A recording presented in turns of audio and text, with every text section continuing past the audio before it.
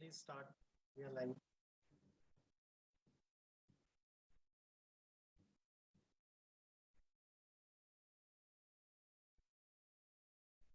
I'm going muted. Please open. Unmute. Yeah. Okay. Welcome and a very good morning, everyone. Thank you for joining us today in today's webinar. We're back with another enriching session joined by the expert panelist and the charming speaker, Ms Poonam Bhargava. A brief introduction from her plethora of achievements she possesses: a science graduate with a master's in education and gold medalist. She is an internationally certified global career counselor from the University of California, Los Angeles, and University Singapore, and has successfully counseled students for national and international education.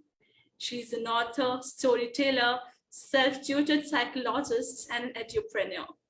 She was a national debater and a best actor during her college days, which she has been using in her communication and body language.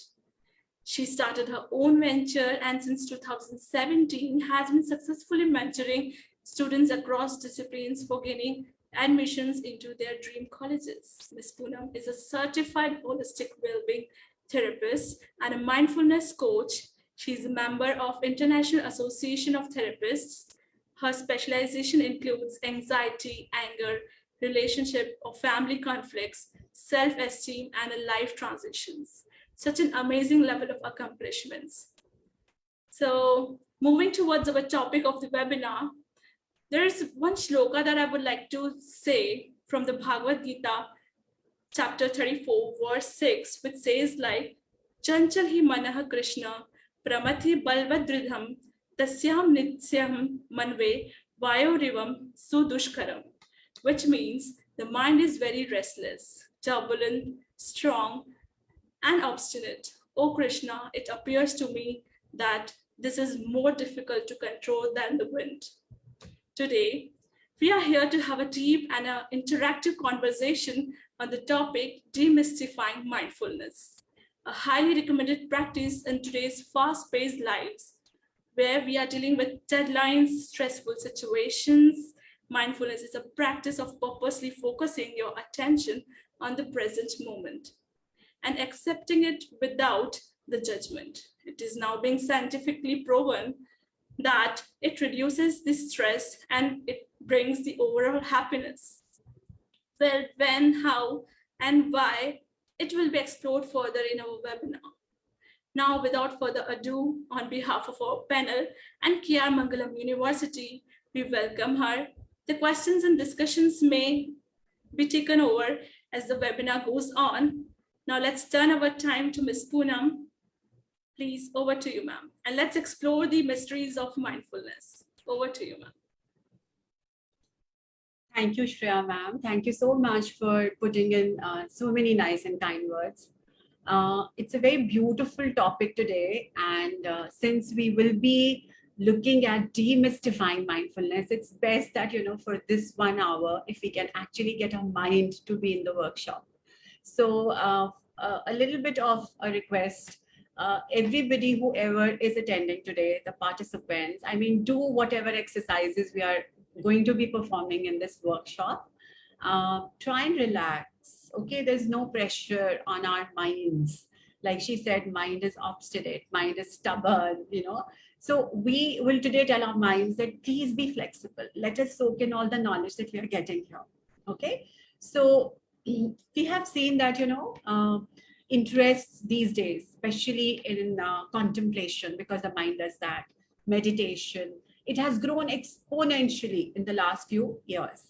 And it has been from being seen as mystical practices from ancient Buddhism or esoteric philosophy.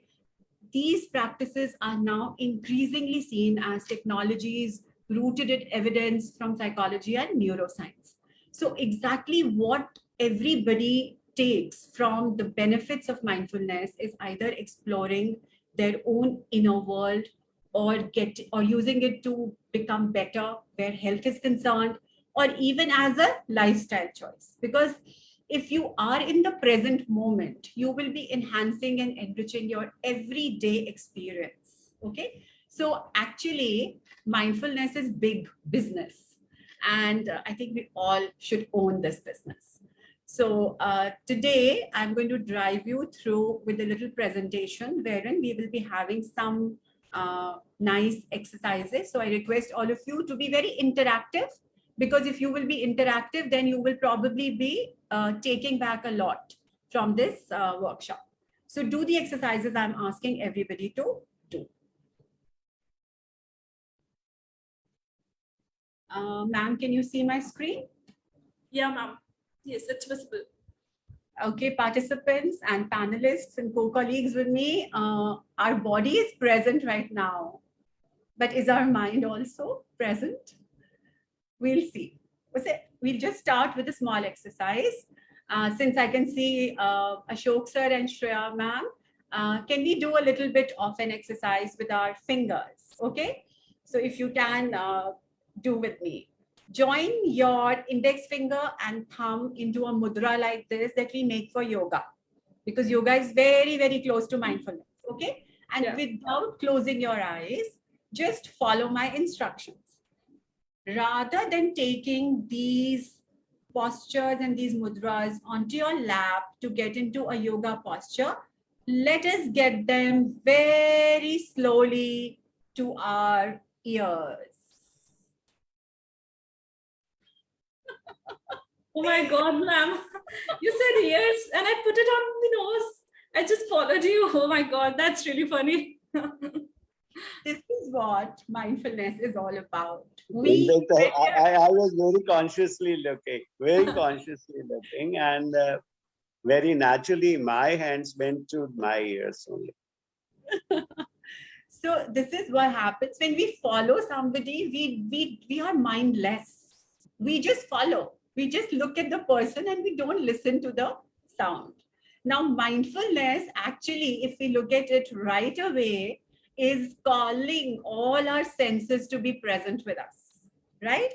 So before we begin, let's call back all our senses so that we can feel what this particular moment is going to teach us. Okay, so let's first quickly look at as to what all we will be covering in this workshop today. So we will have things like popular conceptions and misconceptions about mindfulness, what it is not, significance, and especially all our audience today is basically students. So for them, Shreya ma'am, Ashok sir.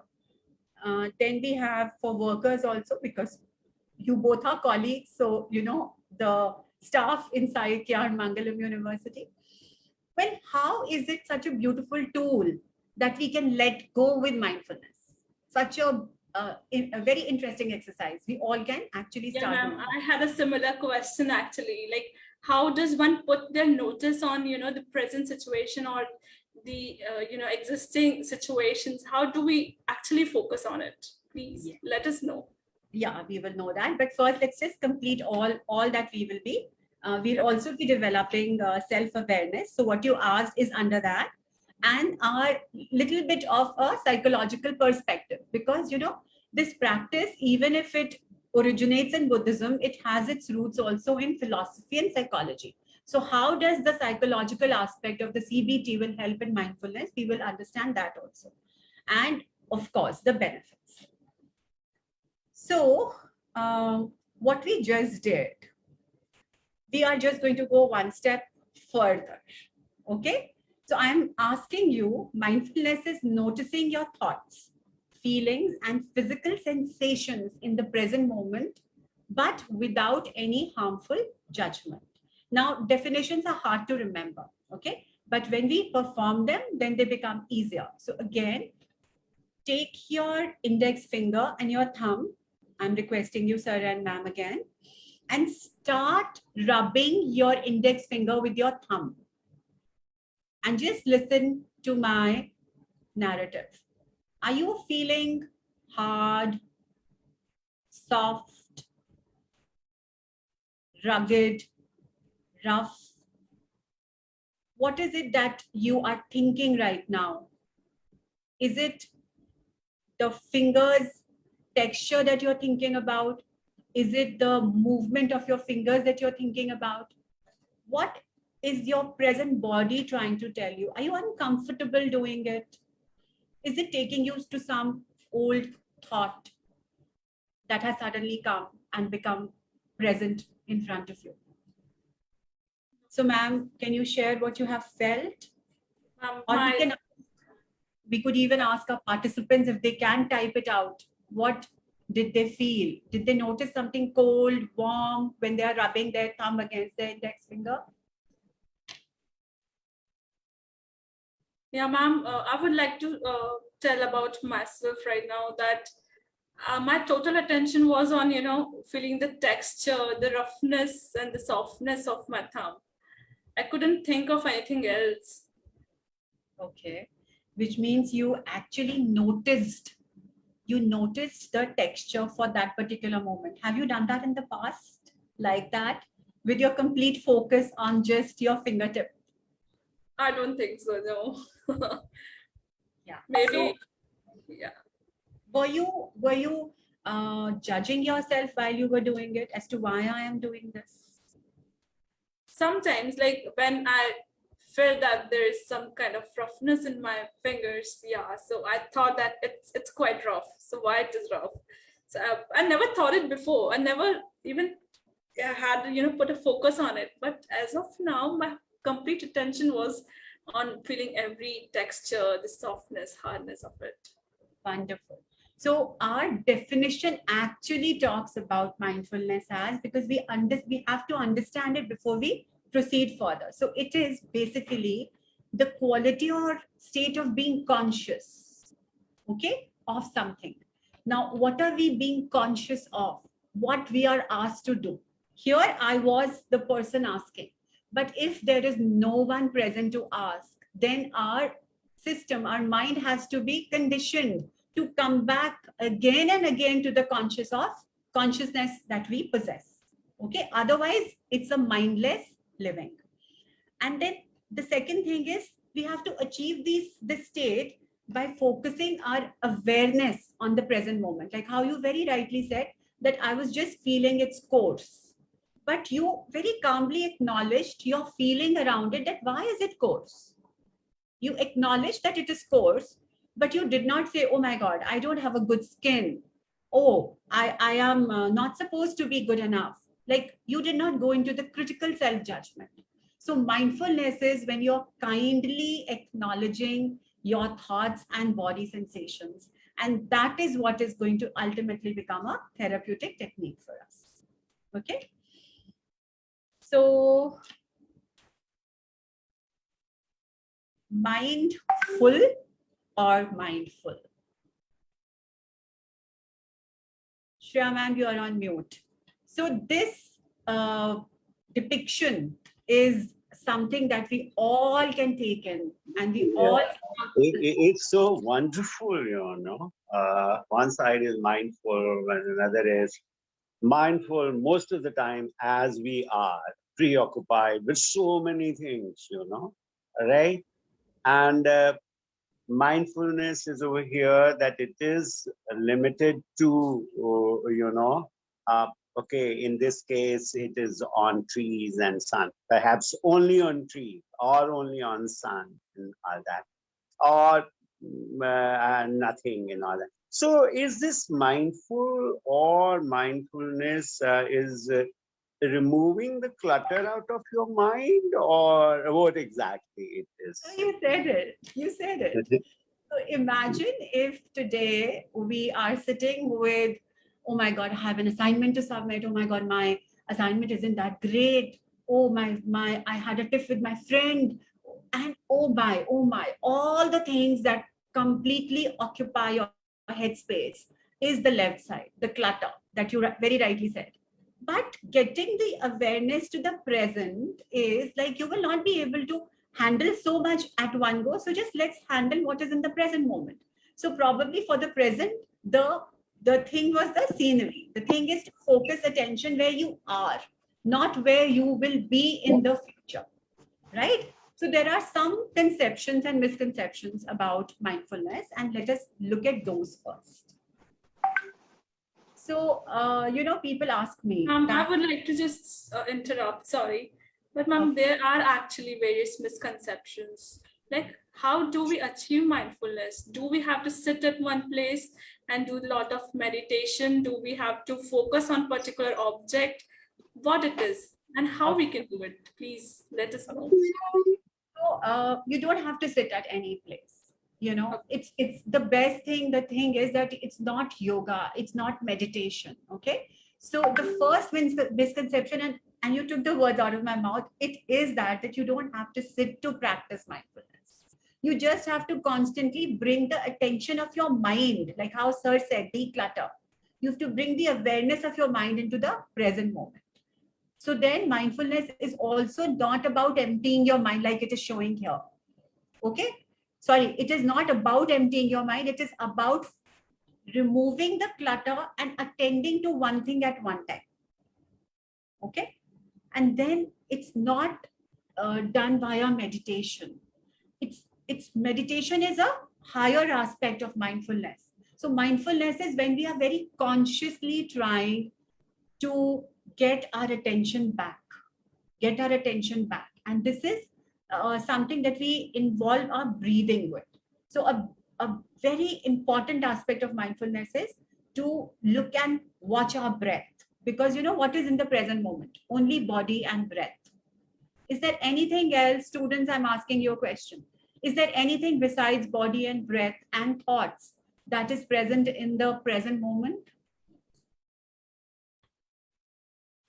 No, because our thoughts create our reality. Our breath is something that's letting us live, and we move in our body. So it is cultivated. It is going to happen only when we watch our breath and when we will be acknowledging that, oh my God, thank you, because I'm alive, that this breath has sustained me. And mindfulness is also not the same thing as relaxation. You know, they always say, oh, I am mindful because I today took rest for 2 hours. Well, you could have just slept off. So mindfulness is about being in the moment. If you're relaxing, then your thoughts have not disturbed you.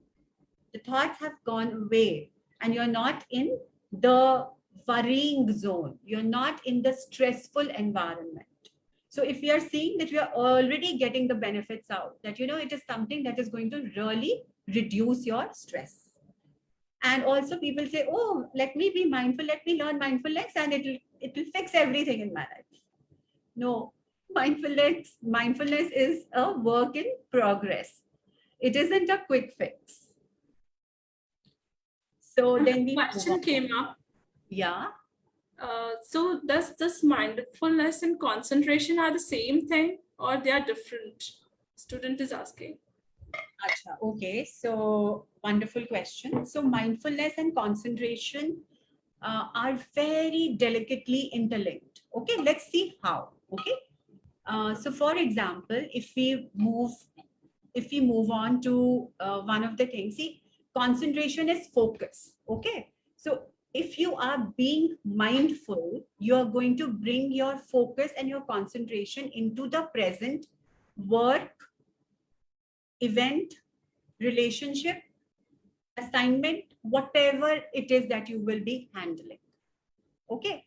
Now, how does it work? So, you know, first let's understand whether it has some credibility also or not. Because for you all to practice it, you should first see what researchers have said about it. So, you know, there's a little area in our brain, which is the amygdala. It is usually enlarged.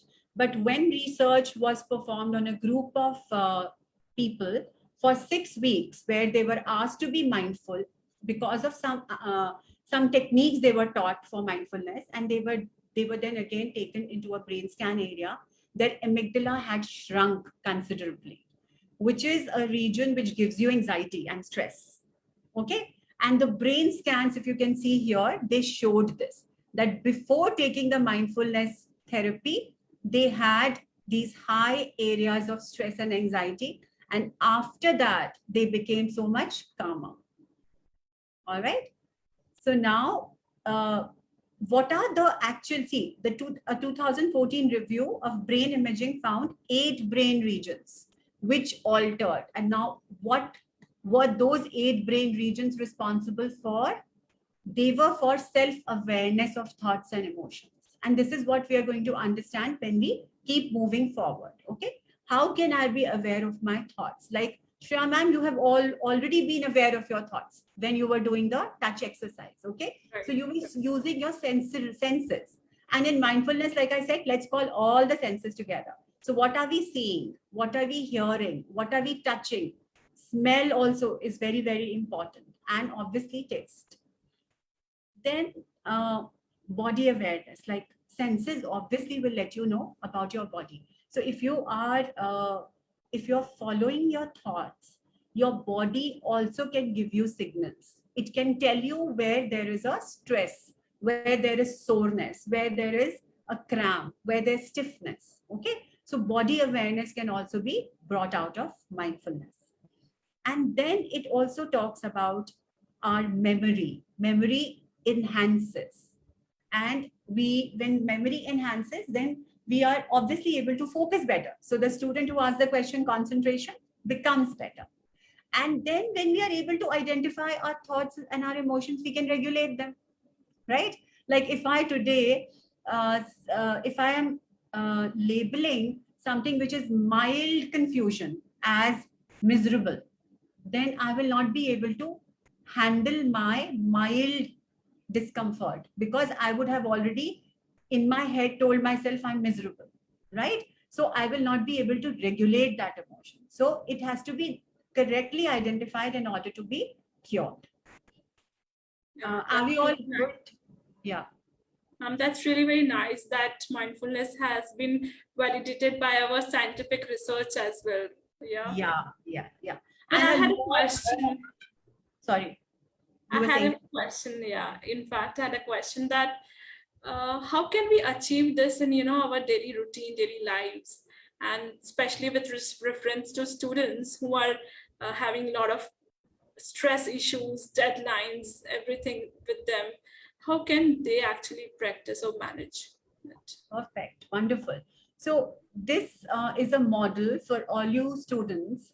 You just have to remember the acronym IAA. Okay. So I is for intention. A is for attention. And then the second A is for attitude. Now, if you can see this diagram, we have 4 wheels here. So the cogs of the wheel, attention, intention, and attitude are very beautifully fitting into the bigger wheel, which is mindfulness. Now, if our students only constantly remember this rule, this model, then they can achieve a lot of calmness and harmony in their lives in all of the areas. Okay. And let us see how. So, there's this very nice success coach. Everybody would have heard of him, Simon Sinek. He gave us a very beautiful model related to this, which is called the Golden Circle model. In that, he answered 3 questions. Okay. So the first is that what is your intention? Why do you want to do mindfulness? For example, if the students today want to understand this, that we are demystifying mindfulness, why should we practice mindfulness? So that becomes my intention. I have to answer that question why. Because maybe somebody wants to have a better lifestyle, somebody wants to be present in the moment, somebody wants to remove stress. Okay. The second is that how are we going to do it? So why and then how? How is bringing our attention to the present moment. And then what will it give us? So the what is answered by attitude. What will it give us? It will give us living life in a particular manner, which is free of worries, which is more towards happiness. Okay. So once we understand these 3 things, which is to cultivate awareness and to return to it again and again. Okay. So sometimes what happens, a student, when I was young, I was being called they used to call me an absent-minded professor. Okay. Because my attention used to always wander. Then they used to say, hey, you're not listening to me, come back. And then I had to very consciously come back to the present moment and listen to my friends. So the intention is that if I'm with them, I have to come back again and again to my present moment. So my intention should be stay in the present, not in the future or past, because you can only change your present, right? We are still not equipped with those time machines. We can go in the future and correct our past and our present, right? So we stay in the present moment. Then what is happening? Your attention. So you have to constantly observe. Oh my God, am I nervous? Hey, this workshop is in progress. What if this suddenly power failure occurs and this electricity disrupts my slides? What am I going to do? Okay, now I am getting all the things in my system for the present only. I'm not considering as to what is going to happen in the evening. If I do that, then my presentation is going to not be okay. All right, I will not be able to convey my thoughts across. So attention is right now on my slide. And then what is the attitude? That I'm not judging myself, whether the delivery is happening in an effective manner, because it is dependent on the person who's taking it, right? Who's absorbing it. But I'm being kind to myself. I'm not judging myself, whether I'm great, good, bad. I have to just be kind enough to bring my knowledge to others. So this is what our students can actually apply in their lives. So is it all right, ma'am? Are you clear with it? Yeah, ma'am, what I think is like we do a lot of self-judging. We often do it, and unintentionally we keep on criticizing ourselves a lot, and for various situations, for various outcomes that had happened. Maybe they are under control or not. So yeah, so we have to be kind to ourselves. That's really, yeah. And a question came up. Yeah. So in audience, person from audience is asking that that can leading to mindfulness. It just aroused in his mind that can it lead to mindfulness while achieving mindfulness? Can you lead to mindfulness while achieving mindfulness? The question came up like this. Okay. How about we handle this once I show you this little 2-minute movie? Okay. Definitely. Yeah. So just hold the thought and listen to what this particular little 2-clip movie shows you. So basically, you have asked about the interconnectedness. You have asked that while you are mindful, can you go towards mindfulness? Okay. So letting us see, because we want a stress-free growth at work and at schools and universities. So how is intention, attention, and attitude related? Okay. So please, I'm calling you all to be present in today's 2-minute moment and see this little clip. It's beautiful. We can think about mindfulness as a process or as a flow. And when we first begin to practice, we're starting with an intention to be in the present moment, to cultivate wakefulness. And it's with this intention that we then can place our attention on a particular experience. And when we first begin, placing the attention on our body or our breath is extremely supportive, because the body and the breath are always in the present moment. And with this intention to place our attention with our body or breath, we start to develop a feedback loop where the intention supports the attention, and our continuing attention keeps the intention going. So that's when we can experience those moments of feeling really present, of being mindful. Now, it'd be great if this is where the story ended, but we all know there are moments where we take a detour, where there's a distraction. We get lost in a feeling, a thought, or a sensation that arises and pulls us into the experience. And we can not recognize that we're lost in the experience rather than being aware of the experience. Fortunately, at some point, we'll wake up. And when we wake up, this is where we can start to notice the next component, which is the attitude.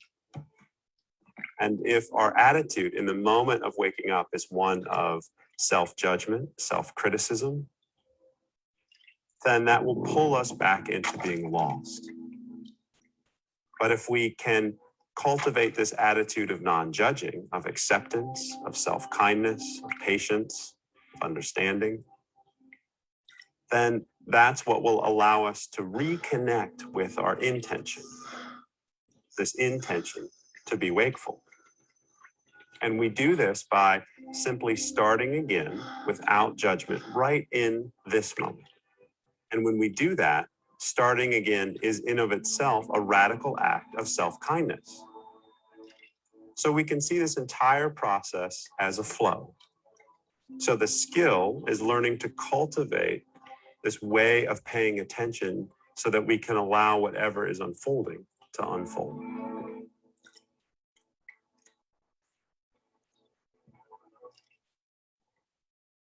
I can just stop my presentation for a bit and answer that question. Who had asked that question? It's a very nice question. Manvi. No. Mr. Vishal, a question just aroused in me that it can lead to mindfulness while achieving mindfulness. All right. So you are talking about, Vishal, you're talking about nested mindfulness. And nested mindfulness is nothing but actually what we spoke about, that bringing our attention back to our breath. Faltering, going away, coming back, going away, coming back. This is exactly what this little video spoke about, that when your intention is to be in the present moment, then your attention is on the present moment. When your attention goes away, then your intention gets it back. And when your intention is going missing, then your attention gets it back. So they are kind of interconnected, right? And these two then drive your attitude. And your attitude should be that of what the heart in the middle of the tadpole said, self-compassion, kindness, okay? So if we practice this without being harsh with ourselves, without beating ourselves for our accomplishments, our results, our hard work, everything that we constantly do, then we will see that there'll be some positive growth, you know? So I hope this little video helped. Also, now, if you can use your chat windows and tell me what were the sounds that you heard in the clip, in the movie. Just quickly write those answers while I'm taking you back on my slide. Let's see how many of us were mindful. Are we getting answers, ma'am? Yeah, somebody said about deep breathing, that they can hear the voice of breathing. Very, very good. There Somebody was said water, the noise of water was also there. Yeah. Yeah. See, their senses are at the present moment. I'm glad. And something else very important. There was this little thing that distracted the tadpole and he lost his balance. Yeah. What was that, students?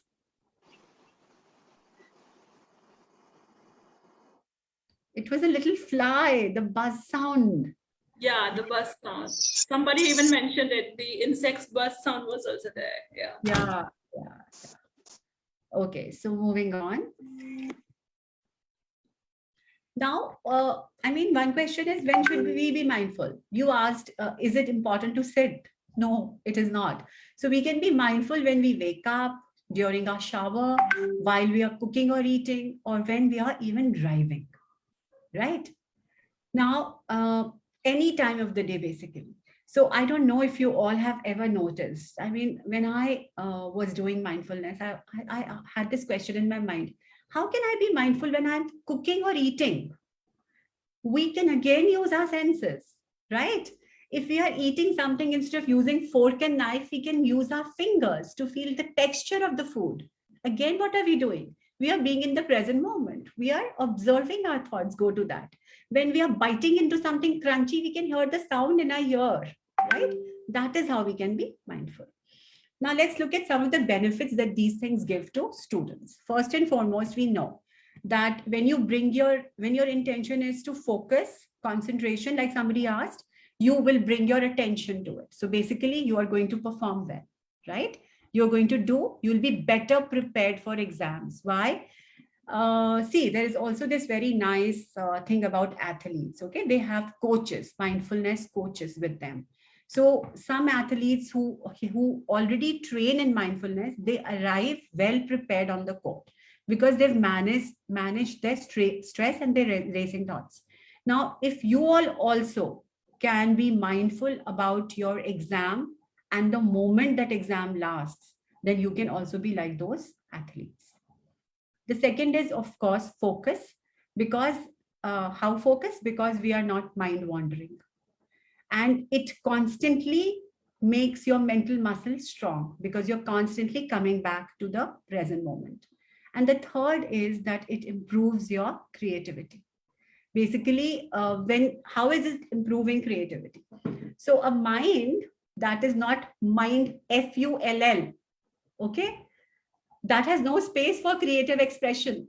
But a mind that has enough space for creative expression will have less of cognitive rigidity, will have more area to process, something like the memory of the RAM. Okay, the faster you trash the items, the better space gets available.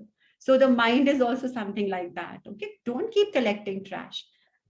Oftentimes we have to press the empty trash button. Okay, so that is what mindfulness does. It helps you press that empty trash. Now let's look at, okay, ma'am, students are done. Now is the time for us adults. Like, we also have our own group, our peer group. So how at work is mindfulness significant? And when these students will go to organizations, private organizations and government organizations, there also they would be needed the benefits of mindfulness. So, ma'am, can you tell me what? Yeah, ma'am. What I think at workplace, we will be able to achieve the focus on our work. We will be able to be more productive. It can also enhance and improve our relationships with our colleagues, with our students, with our, in fact, the family members, because we will be able to balance both work and life. And another one, I think that we will be able to respond rather than react. Because, Wonderful. yeah. Wonderful. So that will really, these are some qualities, or these are some things that I think we can able to achieve with mindfulness. Perfect. Let's look at a few more and see if they are already there. Perfect. Very nicely answered. So of course, you said that increased ability to focus and pay attention. Absolutely. When that happens, obviously it reduces stress and anxiety. You said already relationships in the workplace will be improved. Then it gives you increased mental clarity. And when clarity is there, we can actually do conflict resolution better, right? And it is giving us our awareness. Also, you said that response improves because you respond and you do not react. So it is improved impulse control. Obviously, so all the people who are short-tempered out there, who can immediately lose their senses, I think for you all, mindfulness is the way to go forward, right? Okay, so we have so far covered the conceptions and the significance. Now let's see how we can use mindfulness to let go of some things. Okay, so imagine somebody handed over a Rubik's Cube to you and said, okay, come on, get the cube going. Now, if you're not mindful, you will take it with great hesitation. You are going to be in self-doubt mode. You will say, oh my God, I'm not going to be getting it right. And people will judge me. And they will probably tell me that I am not capable, right? So we begin with those thoughts.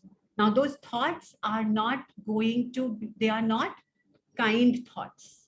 Mindfulness specifies that you cannot be self-judging. Okay, so the first thing is that if you have to be mindful, you don't have to think about the outcome. You have to think about the process. So the basic steps in doing anything that you're not comfortable with and you are stressed about and you are fearing to be judged.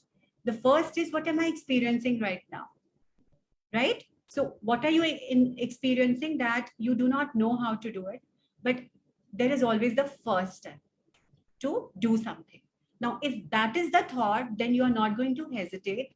And you could probably say, hey, well, I have never tried this before, but here, let me try. That takes care of the other emotions that will come and piggyback on the first emotion, that how am I going to be judged. The second thing is that you can immediately think that mindfulness is focusing my breath.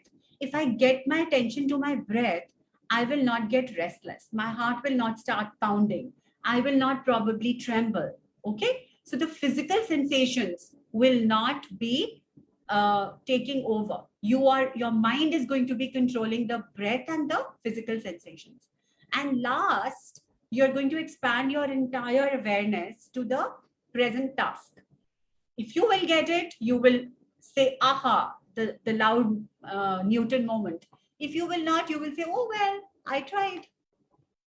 This is the shift. We never say, I tried. We always want to be the ones to succeed. Now, this is a little shift in our perspectives that we need to bring in. That trying is better than not trying at all. Okay. Now, how can it be done? It can be done with a lot of other traits. This is the first important one that I spoke about. What happens? We can figure out that is it something that we are holding on in our bodies, okay?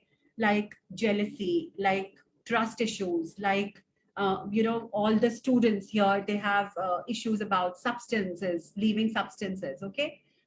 If we really bring mindfulness into our beings, we can start it today by saying that, okay, where am I placed in the letting go scale? Can I completely let go? Partially or not at all? Rate yourselves for that one thing that you feel you should change in your life. So the first step is pick out that thing that you want to change. The second is rate yourself where you are currently. Once you've done that, then you focus your breath on your breath and on your body physical sensations, and ask yourself a question. Why is it so important to hold on to? What will happen if I let go? When you will answer, what will happen if I let go, you will get positive responses. And that is when you can decide whether I can let go or not. When you let go, then your letting go scale will continue moving to the right direction. Okay. And this can also be done by journaling it. Like you can really journal it. So everybody, everyone says about journaling, but it really has its own benefits.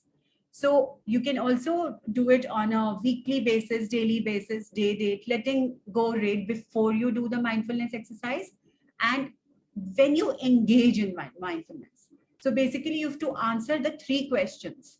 What was difficult or easy about letting go of that negative thought? What techniques did you use to practice mindfulness? And what feelings did you notice? Like, for example, if I have a friend with whom I've had a tiff, now my ego will come forward and say, no, you don't make the first phone call. Okay. And for the whole day, I will be occupied with that thought and I will not let go. But if I see the let go with mindfulness system and I say, hey, it is all right to pick up the phone and talk about it and sort it out. What have I done? The thing is not holding on to a negative thought. I have not done emotional reasoning here, which is a cognitive distortion. I have just said, I don't want to retain a bad negative thought. I would just pick it up and sort it out, right? What is the feeling that I have noticed? Oh, it was so easy. She spoke equally well.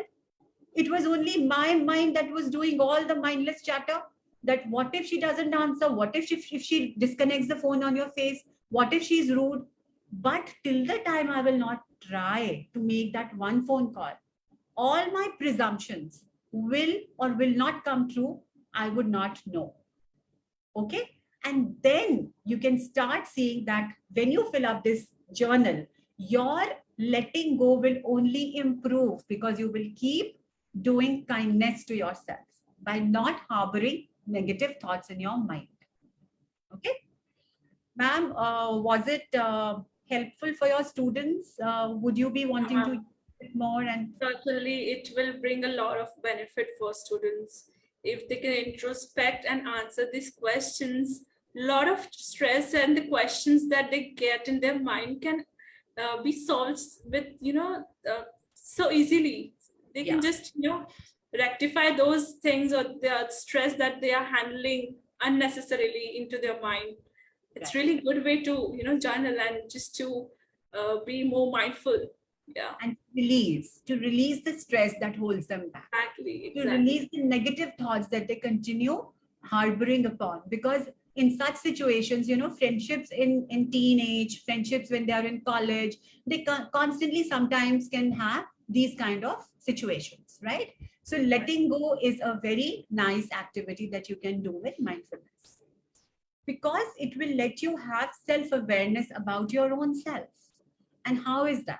Okay, so basically we see our physical body when we look at the mirror, because we never really go into the mind. We never can see the emotions that our mind is processing at a jet speed. Okay, now if we want to bring our attention to our mind, because we live in it, okay, and we don't want it to remote control us, we want to control it. Okay, now how can we do that? First and foremost is that let's say, okay, whatever thoughts there are in my mind, let's fix up an appointment. Please come and be with me. I want to meet you today. So what was this thought that I spoke about? This thought was about not making the first phone call. How will I give it an emotion and a thought that it is, I was right, I am correct, I will not bend first. Okay, I will not make it work. Okay, now this thought tells me something about myself, which is that I'm also equally stubborn, which I fail to recognize and see, because somewhere my little ego is also telling me that, you also stick on in the battle, you also don't give up, and then the fight ultimately becomes bigger than it actually is. Okay, so once we have done that, then I question their existence. Oh, was it that important a topic that we risk our friendship? Or was it just a few things that can be sorted as facts? Okay, you probably tried to say this to me. I feel this is what it is. Let us agree to disagree, or let us sort out. If you felt bad somewhere, I am sorry. If I felt bad somewhere, I will express. So we are questioning the validity of the fact, not attaching any further meanings to it. So that is how our thought can be measured, whether it is only the thought of the moment or the thought with all the negative additions. Okay. The third is, have we identified the emotion correctly? Like, I am mad with my friend because she didn't answer my phone, or, oh, my friend could have been busy, she will return my call. Identifying of the emotion and giving it a rating is so important. Next, feel the physical sensations. Your friend is not injecting it in your body as madness or miserableness. You are letting your body feel the physical sensations of wrist and fist and, not going to talk and stomping your foot and throwing things. It is not on her, it is on us. It is on ourselves and how we are making our thought process become bigger. Our harmful way of thinking come in our own way. And then once we have made ourselves aware of what is happening, we need to label them correctly, which means, is it important and urgent? It is not important, non-urgent. What is it? It is neither important nor urgent. So if it isn't, then let me just trash it. Or let me not make it so important that it affects my other important things, right? So once we label it correctly, we will be able to take a correct decision. And once we label it correctly, then we can change our thoughts to alter our behavior. And that's where we can see our stress levels dropping. And that is what happens when the brain scans are taken post the mindfulness practice. Okay, so this is about self-awareness. Now, once we do self-awareness, it is very important to even maintain it, because one time I can take control of one racing thought, but not all the time, right? So what am I going to do then? We will go back to our golden circle rule. Okay, we will ask, why do I need this? Why do I need to sort out with my friend? Because I don't want to harbor any negative feelings. Okay. How do I get it? By picking up the phone and calling. What will it give me? Peace of mind, friendship. Okay. And that is what this present moment awareness has done to me. So now what are we gaining from self-awareness? Because self-awareness is so important for us to have. It tells us also, when you all go to interviews and they say, describe yourself, you will be able to give really robust answers when you really completely know yourself, right? So what are we going to be gaining? First, we will be decluttering ourselves, right? I don't want negative thoughts. Declutter. We will be resolving issues like how I just spoke about. We will know our core. My God, I'm a very nice human being.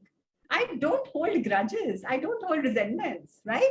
And I want to return to my peaceful self, which is the purpose of my life, to live in ease and not to develop disease, right? Wonderful. So now what am I going to do? I will continue to come face to face with my fears and insecurities everyday basis and continue trashing them from my life and grow as a person. Okay. So moving on now, this was specifically, ma'am, for your students. Okay.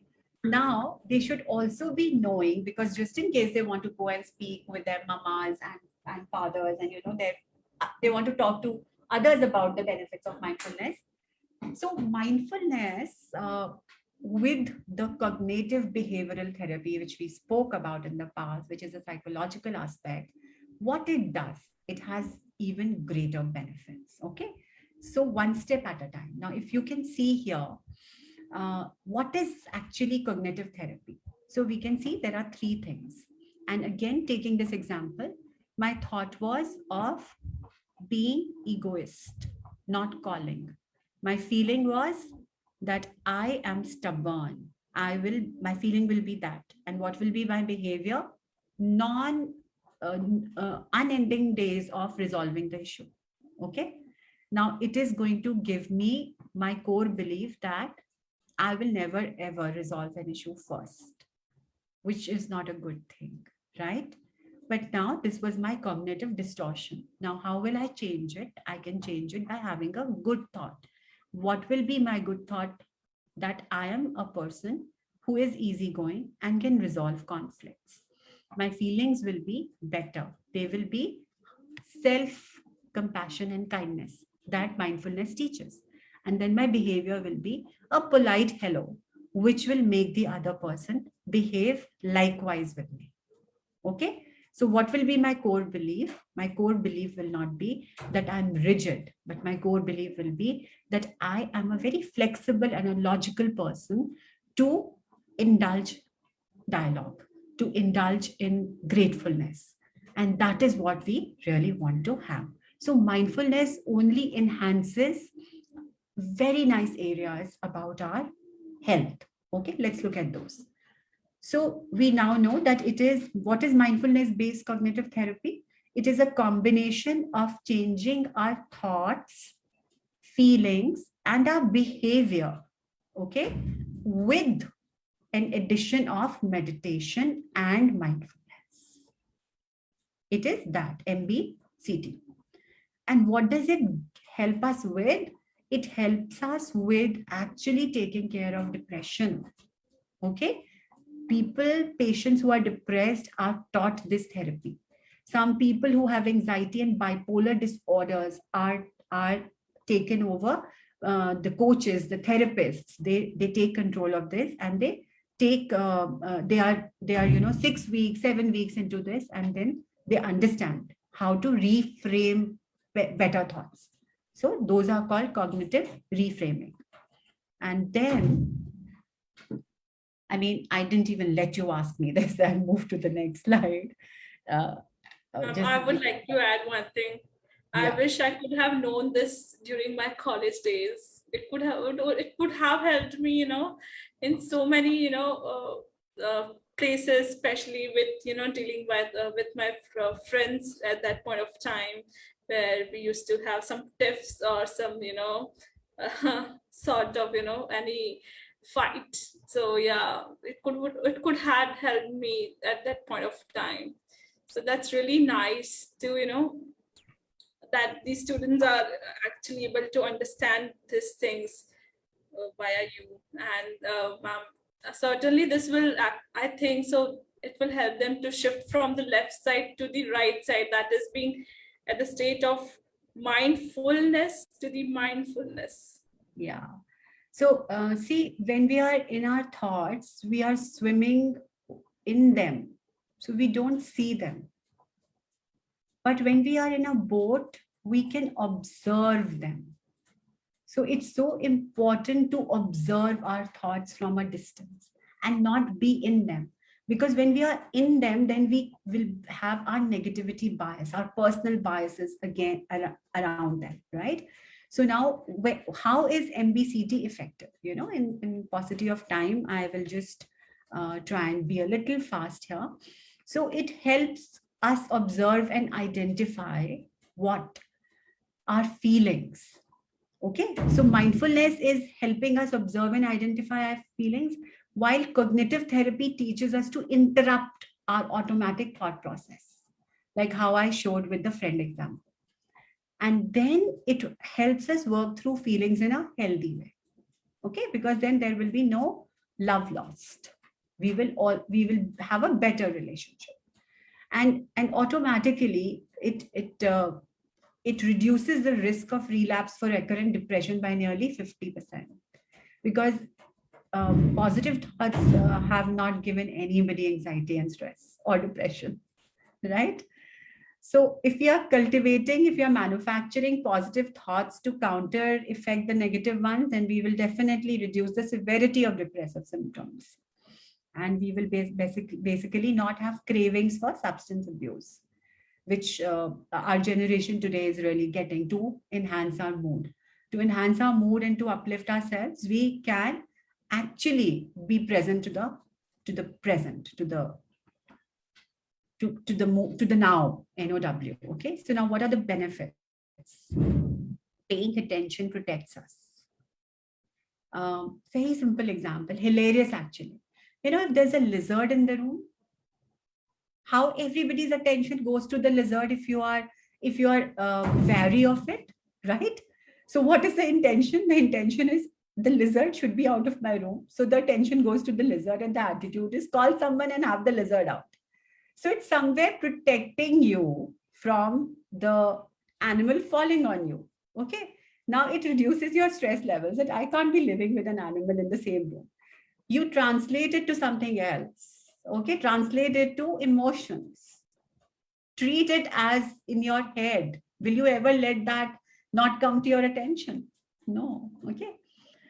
Now, greater acceptance, open attitude provides relief. Now, mindfulness actually makes us think of the other person's perspective also. So it gives us that flexibility. It provides us relief, because we are becoming bigger, because we are becoming kinder to ourselves. And the third is that we re-perceive the same thought. If we see it once, it is fixed in our mind because we are conditioned to it. We can't see alternatives. But when we see it again with a different lens, then we re-perceive and we feel that the cognitive distortion is letting me not change it. Now I know how to change it, and let me re-look into it and change it. Those are some of the benefits. I think we have been able to cover almost all. And now for all of us, what we really do, we get into an emotional spiral. Okay. And you see how to come back up from the emotional spiral. Just have to practically do this, this little quote, which is lovely.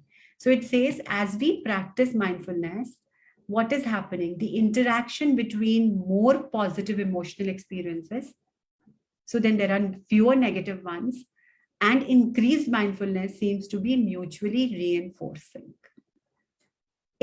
and that creates an upward spiral. So we will not stay stuck in emotional spiral, but we will move to the upward spiral of well-being, which is health, enabling us to be happier and to develop positive coping strategies, because these strategies are going to be needed for our entire lifetime. Okay, especially when things go wrong, because things will not tell you that they're about to go wrong. They can go wrong anytime. So with this, I say thank you for having me over to address this issue. And it was a real pleasure addressing it. And I'm sure somebody will definitely benefit from this. If there are any questions, we can then take them on now. Yeah, ma'am, there's a question from Soumya. She wanted to ask that how do we eradicate self-judgment? Okay. So eradicating self-judgment is not an overnight task, Shreya. So who's asked this? Soumya. Soumya.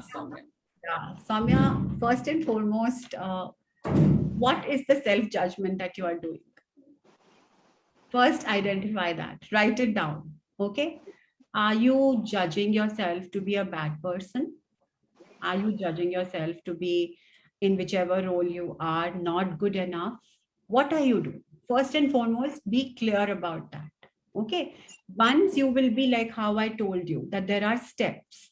So if you understand what are you exactly doing, only then can you attack that particular thought with a nicer thought to really check the validity, whether you are correct also in thinking that, you are doing self-criticism, and whether you are that person also or not, right?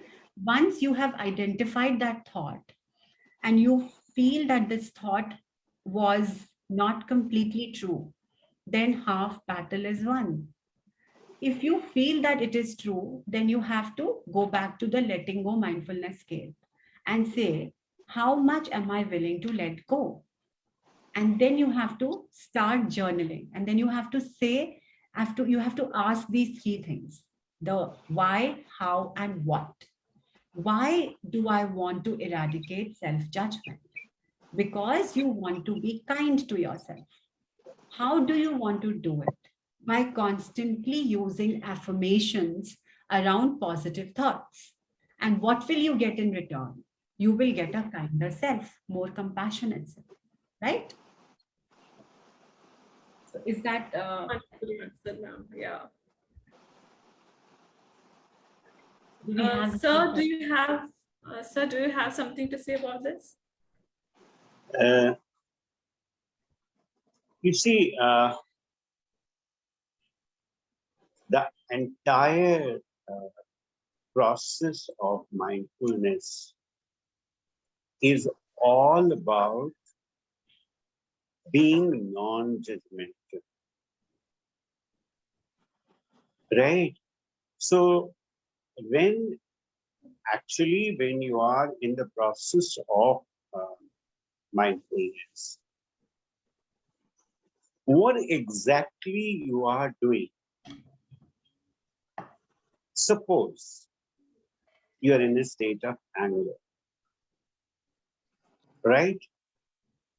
And you realize very clearly that this is just a momentary thing. This is not a permanent feature of mine. Exactly, I am not anger. My emotions are. It's only for this bit I'm feeling, this time, this moment I'm feeling. And it is leading to this. It is leading to heart palpitation. It is leading to high blood pressure, or, so when you understand, or it is leading to some kind of destruction.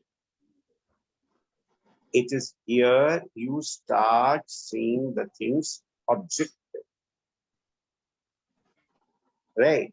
See, what you're doing is, instead of coming from emotions, when you see the anger for emotions, You try to justify. इसने ऐसा किया, इसलिए मुझे गुस्सा आया, right?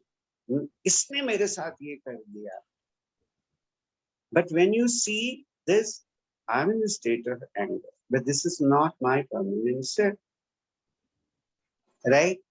And then you start very objectively seeing the things, not subjectively, right? So when we say you concentrate on the present moment, right? Or concentrate on your emotion or feelings, what are you doing? You try to see not from the subjective point of view, you start to see it objective. So mindfulness is actually making you move away from the subjectivity to being objective, right? See, and then there was a very wonderful observation made by Vishal. He is saying that, but I think most importantly, mindfulness can help getting the perfect relationship with a person himself or herself. I mean the relationship which lies within itself, which will be igniting factor towards perfection of the moment. And it was the intention. If I'm not wrong, ma'am, respectfully, this is what Vishal has written. Beautiful observation, Vishal. Beautiful observation. Now let's understand how you have touched on two things, intra and inter, right? Now, isn't your intra relationship, that is relationship with yourself, affecting the interrelationships? For example, your intra relationship is, I'm good for nothing, or I don't have confidence, I can't do it, I can't talk. So very naturally, you can't approach other person, you can't assert, right? So what is mindfulness helping you is, first is observation, then how much you can let it go, right? And then coming on to a situation where you realize the interrelatedness and you understand very clearly that based on this principle of interrelatedness itself, I can have relationships which are more meaningful, more sustainable, mutually beneficial, right? That is very, very important aspect of it. So I hope, but the observation was too good, Vishal. Your first observation also, where you said very clearly, am I achieving the mindful? I am mindful and I have achieved my. But basically, that is speaking of the process itself. Mindfulness is not an end in itself. एक बारी आप mindful हो गए तो इसका मतलब ये नहीं कि you will permanently be like that, because you are dealing with life. Life is in a constant flux, right? So the tadpole we saw was nicely on that leaf, right?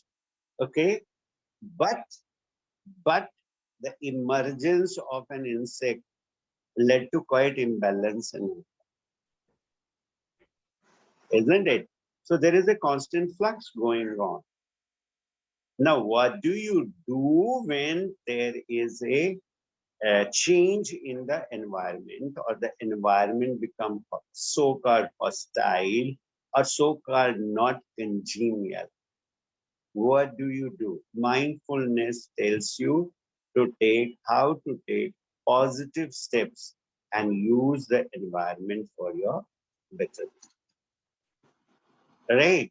So this is what exactly is. And why it is very important, I mean, as Member Shreya was saying, that I wish I could have learned all those things in the when she was a student, right? Okay. Fortunately, now good institutes are coming up with such kind of opportunities, such kind of training sessions, such kind of awareness, right? Because we, over a period of time, we have realized very clearly the value of being self-aware, right? The value of our own potentials and the way to manifest and realize those potentials. So it was a real, I mean, I was too engrossed. Many times I wanted to say something, then I said, no, it's going on so beautifully, it's so wonderful. And lest I take the discussion in a different direction and all, right? And I always, what do you call it? Restricted myself or, overcame those temptations and all. But one point I would like to say is mindfulness, understanding, and as Poonam had put, there are coaches to it, who teach you how to be mindful. So it is a process. We just gave you a glimpse today of what it is. Like it is just like an orientation. If you have to really practice it, then you have to be somewhere where it is regularly a feature, a part of the behavior also, and a part of the training exercises as well. Right? So thank you so much, Poonam ma'am. You are always, you make things so easy, look so easy, right? Comfortable. And one feels tempted, अब ये तो मुझे कर ही लेना चाहिए, बहुत फायदा होने वाला है इससे, right? Isn't it? So that is what is your way of, dealing with the content. Thank you so much. And I'm really thankful to all the students who were with us and very,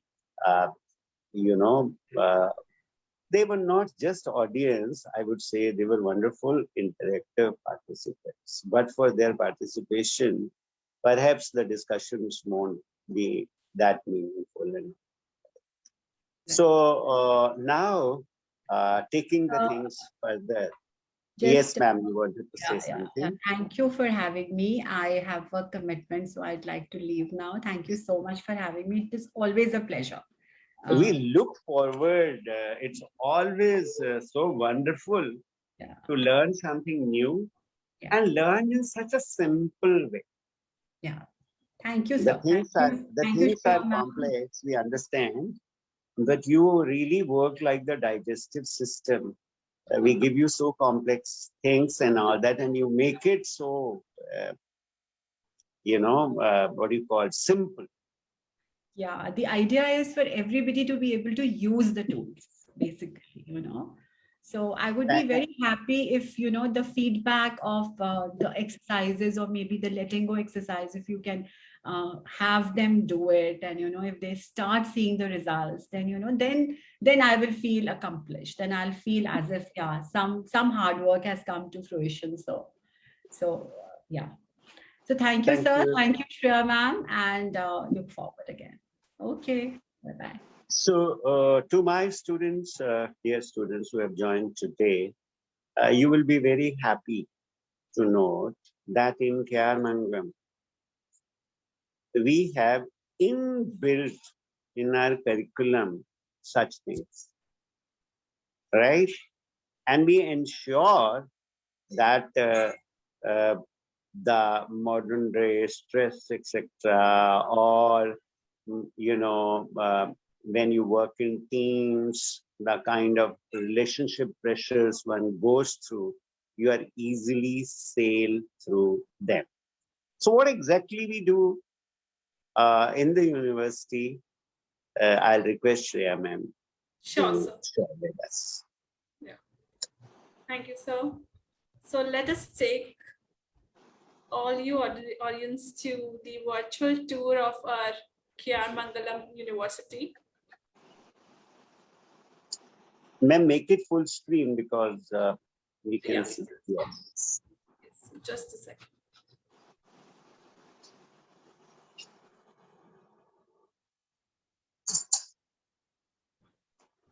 Okay. So, sir, is it visible? I can see two things simultaneously. Just a second. It is. Why don't you go to the slide share? Yes, sir. And when you go to the slide share, the slide in question would be visible. Is it visible now? Yeah. Now we are more focused. Okay. Okay. Okay. So students and every participant present here. So we have a brief introduction and a virtual tour of our university, Mangalam University. It is based out of Gurgaon, so on Sona Road. So as the logo said, Mangalam University, the complete world of education. Here you will find the diversity of subjects, diversity of faculties from various parts of nation, and in fact some international experts with us. So it's a complete world of education where you can opt for multiple courses. You can find many courses like engineering, management, commerce, education, etc. So we will be taking it further. Now, let us have a brief introduction about the university, how it is actually, it's a pioneering institution of higher education in Haryana. It was established in 2013 by a private university act. Up till now, we have more than 3,000 students and present. More than 11 schools are there with us. We have a strong base of more than 10,000 alumni. The campus is actually widespread on the 26 acres of land, and over 150 faculties in their domain are present with us. It's a lush green campus present on Sona Road, where you can find many disciplinary subjects, the programs available. We have also minor options along with the major schools here, like physiotherapy and photography. So the people who even wish to pursue in these minor subject options can also be the part with us. So we have a qualified members, where we have a wide range of members, and you can actually come and visit and see and talk to our faculty members at any point of time. We also provide the industrial. What you see in the background is a huge building, right? Now, this building houses not only, the most modern smart classrooms, but more than 20 laboratories. So see a combination of the two, right? A lush green environment, then a place where every inch is used to create a learning environment for you, right? So where every bit of the university is a learning space, right?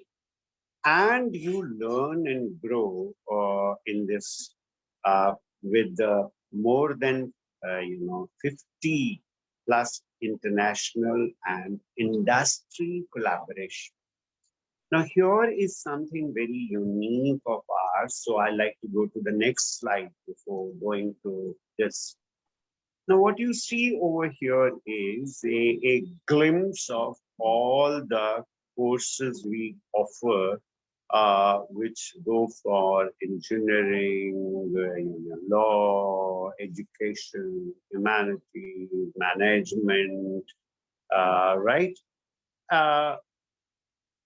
And the last bit is very important is the doctoral program. So our university focuses primarily not only giving you a knowledge, but helping you to create fresh and new knowledge through research. So there is a cycle, right? You are given a certain amount of knowledge, you create knowledge, you add to the existing knowledge, and this process continues, right? So here you are being trained to, that's a very important point, to be a self-learner, to be a creator of new knowledge, and simultaneously be a person who can carry this knowledge and apply in the actual life situation, right? Now, this is possible only because we give you a choice. How do we give you a choice to take care of your passions as well as the skill sets you have thought is very important for you to pursue a particular kind of career. Suppose you have joined us in the management stream or commerce stream, or say you joined us even in the medical and allied sciences stream or education stream. Okay. Now you joined us in the education sector, but you are very much interested in films. You are very much interested in photography. We give you a choice. Every semester, out of the existing, since we are a multidisciplinary university, you have a choice. You can choose. You can choose law. You can choose psychotherapy. You can choose psychology. You can choose education. You can choose agriculture, right? And learn in more detail along with those students who are doing major. So what we've adopted is a new kind of method, which we call project-based learning.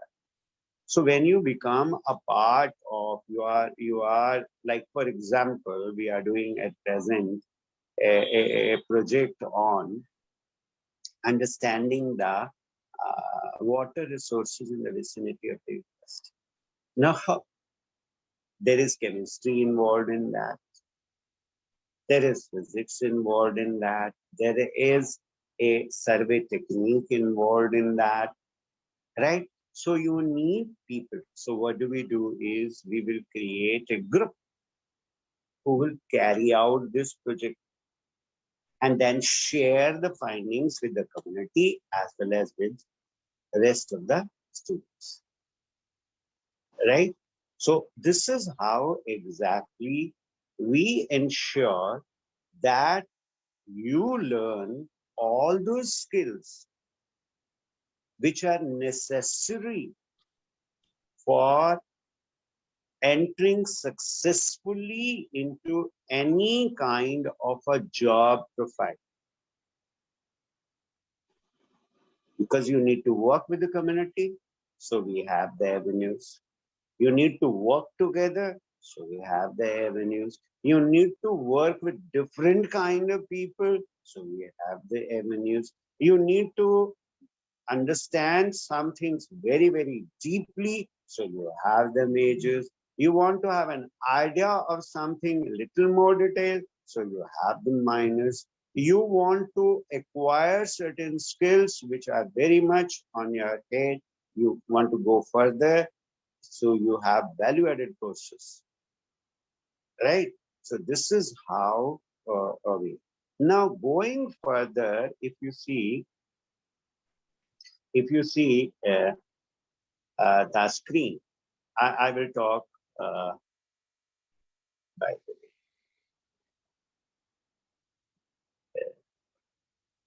Now, if you see the screen, we say engineering. What do we have? We have, computer engineering. We have CE. We have CSC with artificial intelligence and machine learning. Now here, you see, you will see that we have the support of symmetrics and IP. Same way you will see, you can do BTech in CSC. This specialization is cloud computing, and that is with the academic support of a major organization, Zibia. Right? So we have specialization in BTech in CSC, with the specialization is UX and UI. Right? And this is in association with a major concern, Imagine XP. You have integrated BTech plus MBA with the academic support of IBM. Now, what is this industry? We said more than 50 plus. I've given you some examples. More than 50 plus collaborations we have with the industry. And why do we have these collaborations? Let's go to the next slide. We want to you see, most of the research, if you see now, is something like this, that, no, I wanted to go to that slide where, yeah, industry collaboration. Most of the industries, they talk very clearly that the graduates who come to us, they do not have those skills which we want. So what we have done is we have bridged that gap, and we have brought industry to the university. So now what is this industry to the university and academy industry collaboration? Is that here, first thing which is done is sitting with the industry experts and preparing a curriculum. Okay? Preparing fresh, new kind of course outline for you, syllabus for you. Then bringing in the experts from the industry to teach you, along with the academic faculty we have in the gallery. That's more than 150 we have, right? Okay. So best of the brains from the industry, and they teach you every semester 3 to 4 papers. And those papers, they have now, when you qualify those papers, you are given credits for this. And those credits are internationally recognized. Right? That means you are not confined to the boundaries within India, that where you will be recognized as a professional, but all over the world you are recognized, because the credit given by IBM or Siemens, all in courses, whatever we offer you, they are internationally recognized. Right? So this is our collaboration. And this is what makes us different from other universities. And this is how we prepare you for future. All right. Okay. So next slide, please. Now, what you see over here is a e-yantra robotics lab. This lab has been established in the university with collaboration of IIT Mumbai. See, we are choosing the best. What you are getting is everything under one roof, right? So that you don't have to move from one place to another, but you get over here. So here, those who become a part of it, right? You might would have seen in our video or the students working with drones and all that. Right? So this is what exactly they do with the leading professors of IIT Mumbai. Next, please.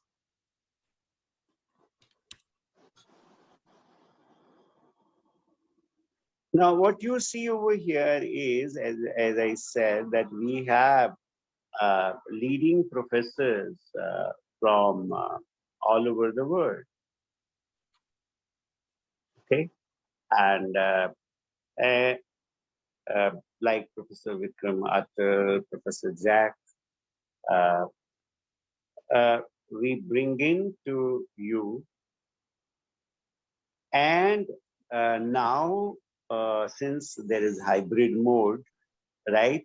So we have their physical presence also in the university, right? And simultaneously now, the leading professors all over the world are available to you through the online. Like today, you had one expert. Okay. Next slide, please. So one is, of course, technology, right? Another is the environment. And as per the guidelines of new education policy, you have to strike a balance between the two, right? And we definitely believe in those sustainable goals, right? SDGs. Okay. Now, SDGs really talk about how to carry on these technology benefits to the village. And we have a smart ashram, which is created by jointly by the different schools in the university. So School of Architecture has designed it, okay? And you will see students working over here. So this is a unique example of the innovative teaching pedagogy which we follow in here. Next, please. Now here is a life beyond academics. Though it has been titled like this, I would say it is carrying the academics to the life itself, or learning from the life itself. So apart from the industry connect, which I mentioned, and I mentioned of the projects we carried out in the vicinity. Right now, the picture you see over here is a project, health-related project, which is being led by our medical and allied school, right? In the community surrounding the university. A unique program we have is the mentor-mentee program. So the moment you enter the university, because I said that we have more than 150 faculty members, 3,000 students. So every faculty member is assigned 20 students. And right from the beginning itself, these faculty members become their mentors in every aspect of the life itself. How to prepare for an interview, how to dress yourself, how to communicate, how to address some relationship problems, how to carry out your passions, right? Everything you can discuss with your mentor over here.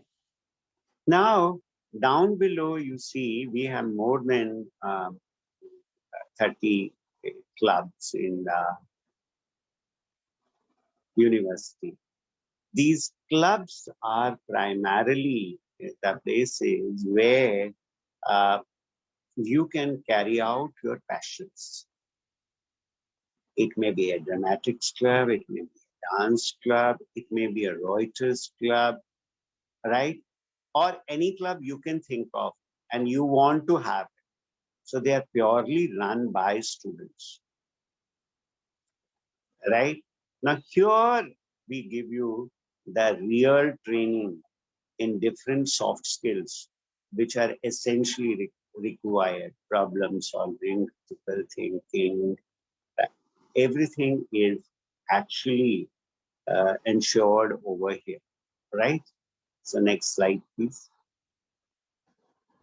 Now, as I said, that we have collaborations with more than 50 plus industries and foreign universities. Why collaboration with the foreign universities? It's a very important thing for us to understand. Now we are living in a global village. We really need to understand different kind of cultures because we have to work with people of different background and different cultures. So these universities give you a chance. So you go for summer courses, you visit them.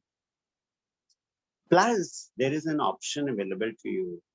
Suppose a technical course of 5 years, you want to pursue it 2 years in KR Mangalam, and rest 3 years you want to pursue in, say, Middlesex University or Houston, University of Houston or Florida.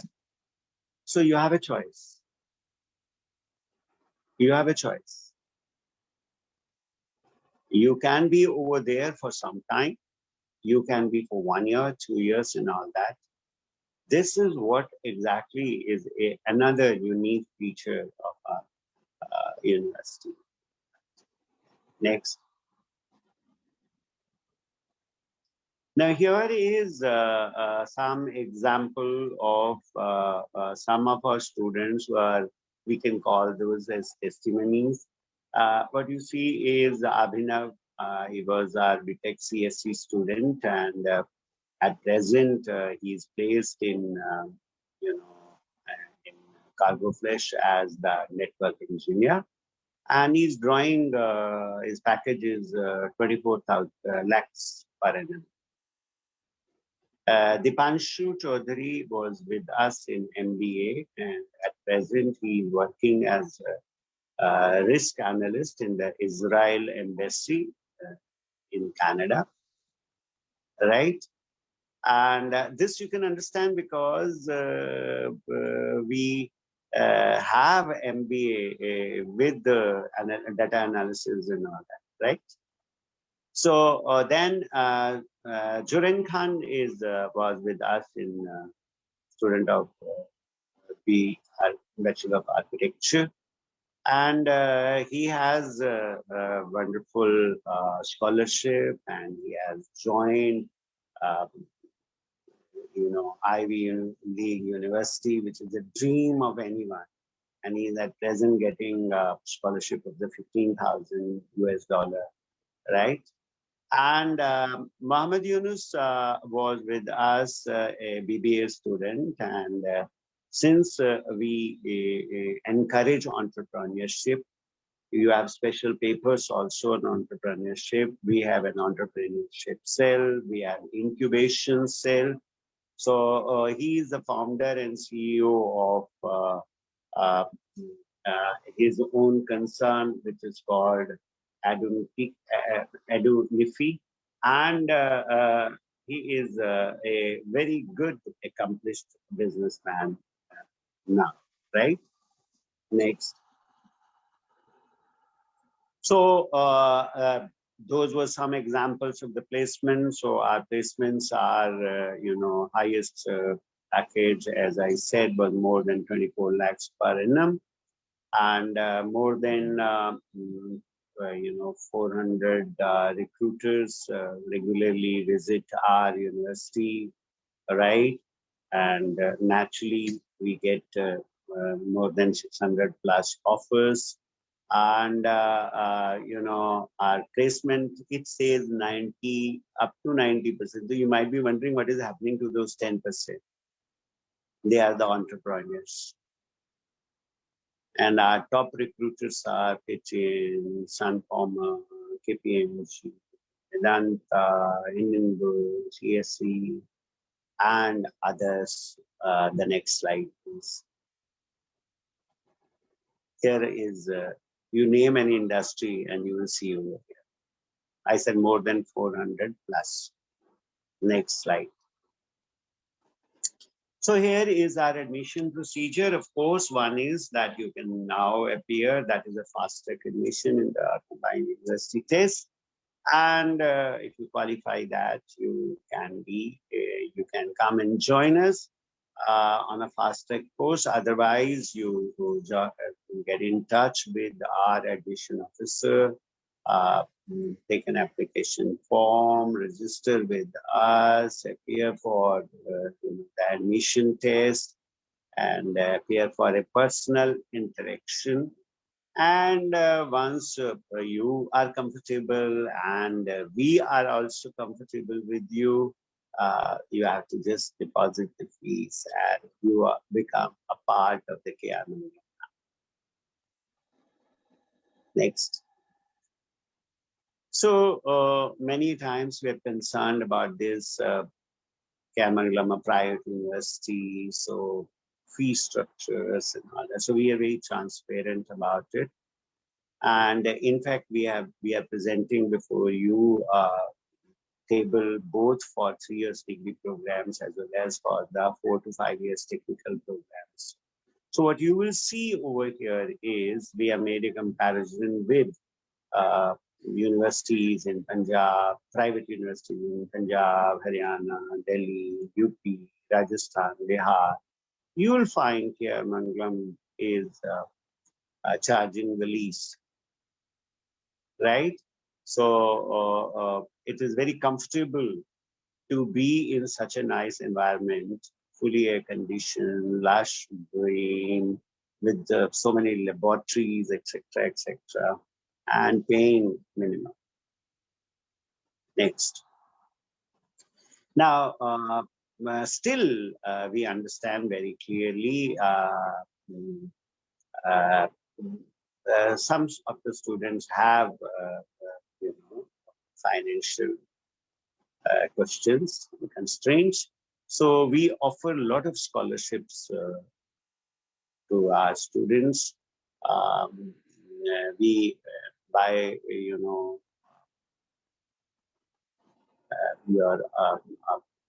seeing your undergraduate students, we offer scholarship up to 100%. For the fast track admissions to those who have secured more than 90% in class 12, we offer fast track admission to them, and 15% of the scholarship for siblings. Suppose you are already there and your brother sister joins, so then to your brother or sister, they will get a 15% off. We offer up to 50% scholarship in the sports quota, and 15% scholarship is given to the children of the defense personnel. We have a special financial aid to the students who come from the KR Mangalam family itself.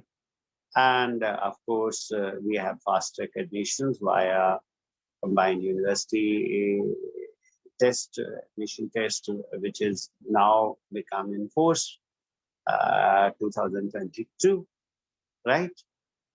Next. So that's all we had to say. Now it is for you to come and see. So we invite you. You are free to come to the university. Just give a call. 011 4888 4888. We are a call away. and we will arrange a visit for you, where this visit doesn't mean that we take the lead, you take the lead. You decide, what do you want to see? You want to have a feel of the hostel life? You want to see the sports facilities? You want to have a feel of the laboratories? You want to meet the students, or you want to meet the faculty? Whatever is dominant in your head, all right? You are the one who is going to decide. Come, have a feel of it, and then decide. We are eagerly waiting for you. Thank you so much for joining us today, and we look forward to see you in our campus. Thank you very much. So once again, my special thanks to Dr. Poonam Bhargava, who had been who explains so complex things so simply. Thank you so much to the Shreya ma'am for leading the discussions. And I think without students, it has no meaning. So my special thanks to all of you who took all time today on this Saturday morning to be with us, right? I hope you enjoyed being with us today. So thank you very much. And my special thanks to the back and team. Without their constant working, I don't think anything can be successful. So thank you all, and look forward to see you. Thank you very much. Thank you so much. So, Tahir sir, we may close the session.